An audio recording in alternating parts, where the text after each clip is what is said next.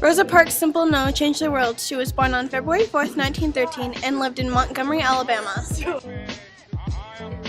Rosa Parks was inspired by Emmett Till's murder in August of 1955. Emmett Till was murdered on August 27, 1955. Before entering the bus to Chicago, his mom warned him, saying, "Be careful, you have to get down on your knees and bow while a white person goes past and do it willingly." He didn't listen to his mother and flirted with the white girl at the grocery store while buying some gum. He was followed from the store to his uncle's house by two white men. Emmett was abducted from his uncle's house at 2 a.m., beaten, forced to remove his clothing, and shot to death. His body was tied to a cotton gin van, thrown into the Tallahatchie River near Money, Mississippi. The reason for the murder was that he talked, maybe even whistled or flirted with the white woman in the grocery store. In the South, African American men flirting or making sexual comments to white women was not tolerated. Black discrimination was a huge problem. Rosa said in an interview, "I remember going to sleep as a girl hearing the Klan right at night and hearing a lynching and being afraid the house would burn down." Rosa Parks left work as a seamstress, boarded a Montgomery city bus to go home.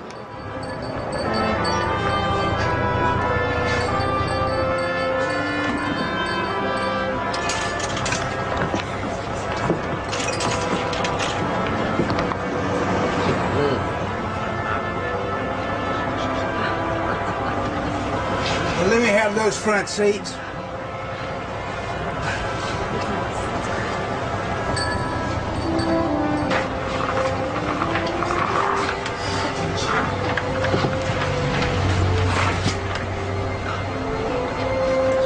Y'all better make it light on yourselves and let me have those seats.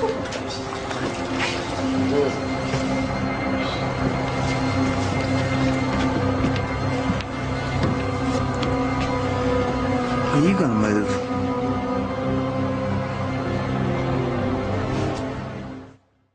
Rosa Parks sat towards the middle of the bus, the 10th row. The first 10 rows were seats for the white people. She sat behind them. Some white passengers came onto the bus after the first 10 rows were filled. She was asked, along with two others, to move further to the back. She refused. "When I made that decision," she said later, "I knew that I had the strength of my ancestors with me." She was arrested and convicted of violating the laws of segregation. Rosa Parks was fingerprinted and taken into custody.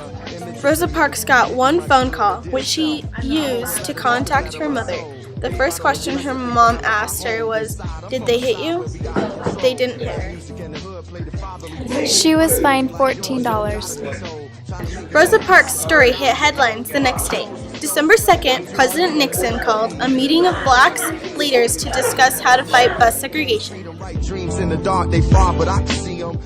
The decision was made. They decided to start a bus boycott. The leader of this boycott would be Martin Luther King Jr. On December 5th, the boycott began. African Americans refused to ride the bus. Instead, they carpooled, walked, biked, or took mules to get places instead. Rosa Parks was a role model. She showed so much courage for what she did. She was the reason for the boycott, and everyone looked up to her.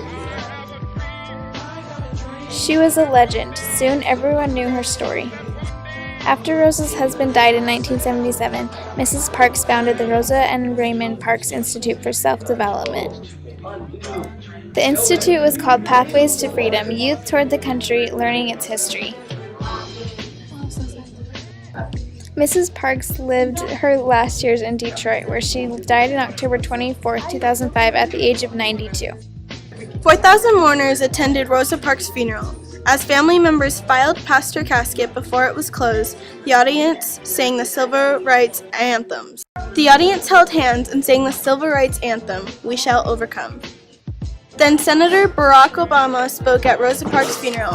His speech included this quote: "The woman we honor today held no public office. She wasn't a wealthy woman, didn't appear in the society pages, and yet when the history of this country is written, it is this small, quiet woman whose name will be remembered long after the names of senators and presidents have been forgotten." An American flag was folded onto her casket at the end of a 7-hour service. Rosa Parks, simple no, changed the world. If you don't give me that seat, I'm gonna have you arrested. You may do that.